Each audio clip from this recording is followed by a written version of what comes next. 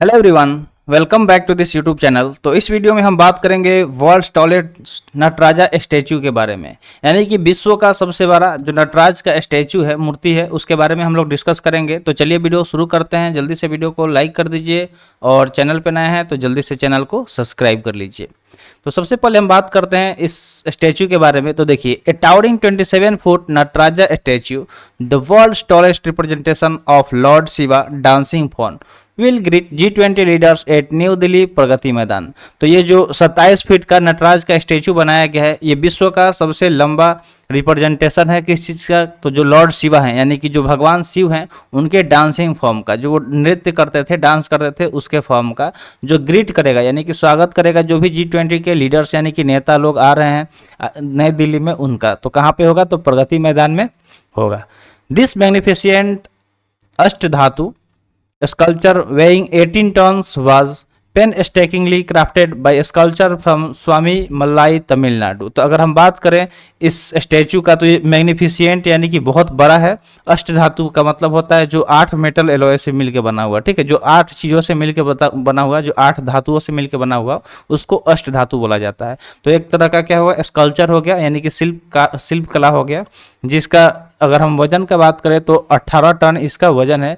Was pen staking crafted, यानी कि बहुत मेहनत से इस चीज़ को बनाया गया है। किसके द्वारा बनाया गया है? तो जो स्वामी मलाई के जो स्कल्पचर हैं, वहाँ के जो भी शिल्पकार हैं, उनके द्वारा ये बनाया गया है। कहाँ से? तो तमिलनाडु के जो स्वामी मलाई जगह है, वहाँ के जो स्कल्पचर हैं, उनके द्वारा इसे क्राफ्ट किया गया, यानी कि बनाया गया है। काफ़ी मेहनत से अच्छे तरीके से बनाया गया है। आपको पता ही होगा कि जो मूर्ति बनाया जाता है उसको कितने बारीकी से बनाया जाता है, तो इसको बनाने में काफ़ी मेहनत भी लगा होगा। और इसके अगर वजन की बात करें तो कितना है? 18 टन है, ठीक है, 18 टन इसका वजन है। और अगर लंबाई की बात करें तो 27 फुट लंबा है।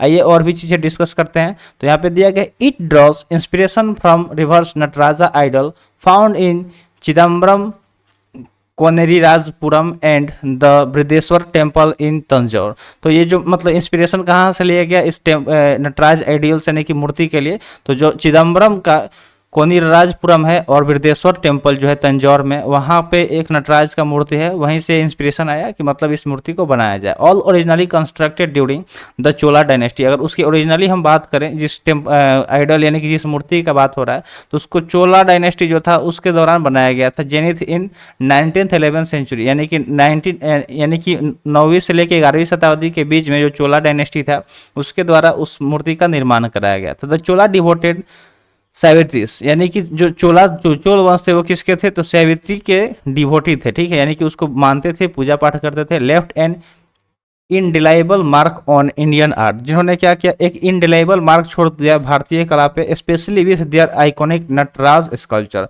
स्पेशली अगर हम बात करें तो जो नटराज है, शिव का जो ये डांसिंग फॉर्म है, उसका एक आइकॉनिक छोड़ के, ठीक है, ये एक आइकॉनिक स्कल्पचर हो गया। तो स्पेशली इसी तौर पे इन्होंने क्या किया? इंडियन आर्ट को एक इंडिलेबल मार्क छोड़ दिया। दिस इम्प्रेसिव वर्क, जो ये काम है ये बहुत इम्प्रेसिव है। Pay homage to Chola artist and the intricate lost wax casting technique. तो देखिए, ये जो मूर्ति बनाया गया था ना, वो किस टेक्निक से बनाया गया था? लॉस्ट वैक्स कास्टिंग टेक्निक का इसमें इस्तेमाल किया गया था।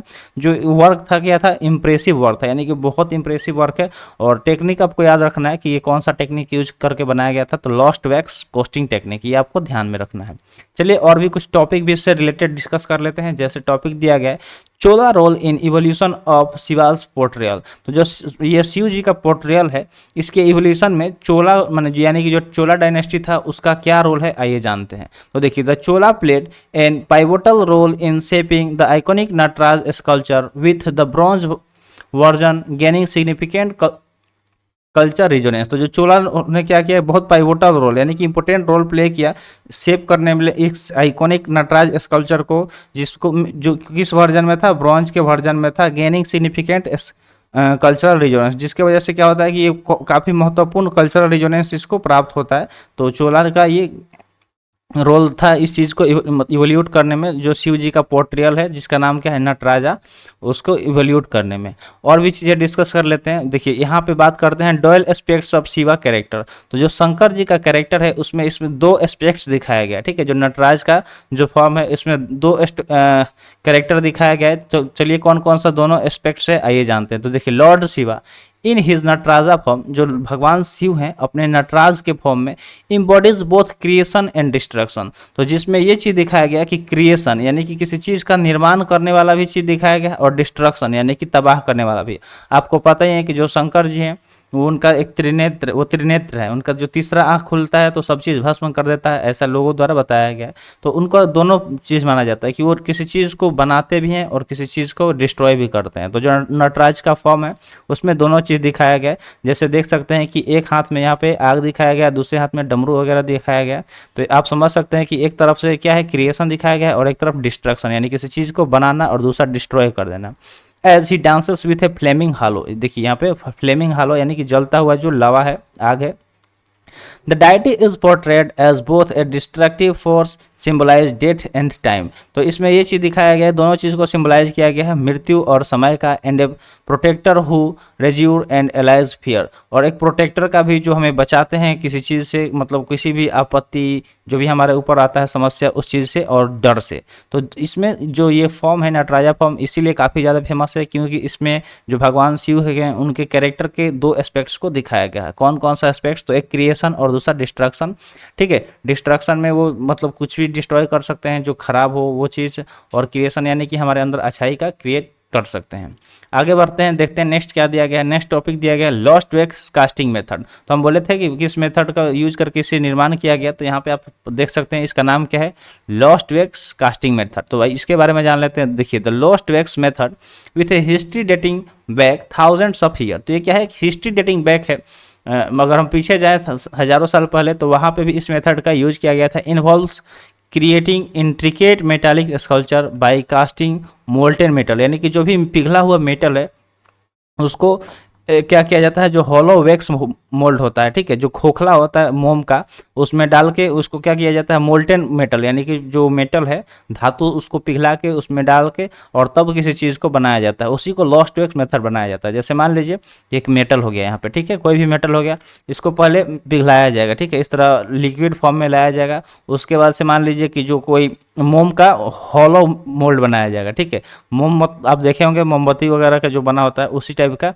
तो इस तरह उसका शेप दे दिया जाएगा जिस भी मूर्ति में बना है, और उसमें इस लिक्विड को डाला जाएगा, बाद में वो फ्रीज हो जाएगा और वही क्या हो जाएगा, एक अच्छा मूर्ति बन जाएगा, जिसको बोला जाता है लॉस्ट वैक्स कास्टिंग मेथड। तो आई होप आपको समझ में आ गया होगा ये सारे टॉपिक। तो आज आइए और भी चीज़ें बात कर लेते हैं, जैसे कि यहाँ पे दिया गया है चैलेंजेस। तो देखिए, कोई भी चीज़ होता है, कोई भी काम, तो उसको बनाने के लिए, उसको करने के लिए लाइफ में चैलेंजेस आते ही आते हैं। तो इस प्रोजेक्ट की अगर हम बात करें तो द प्रोजेक्ट टुक 7 months, यानी कि इस प्रोजेक्ट को अगर पूरा करने में 7 महीने का टाइम लग गया, and cost around Rs 10 crore, और अगर लागत की हम बात करें तो 10 करोड़ इसमें लागत लग गया, due to its enormous scale, क्योंकि ये बहुत बड़ा है, 27 फीट कम नहीं होता है और 18 टन इसका वजन भी है, due to its enormous scale, ठीक है, क्योंकि इसका जो स्केल है यानी कि जो बड़ा साइज है वो क्या है, इनॉर्मस है, ह्यूज है।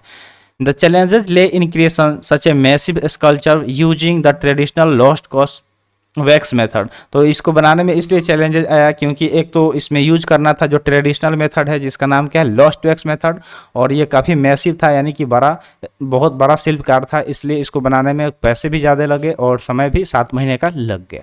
तो आई होप आपको वीडियो समझ में आ गया होगा। तो आज के लिए इतना ही, आज का सेशन यहीं पर समाप्त हुआ। सेशन कैसा लगा कमेंट सेशन में ज़रूर बताइएगा।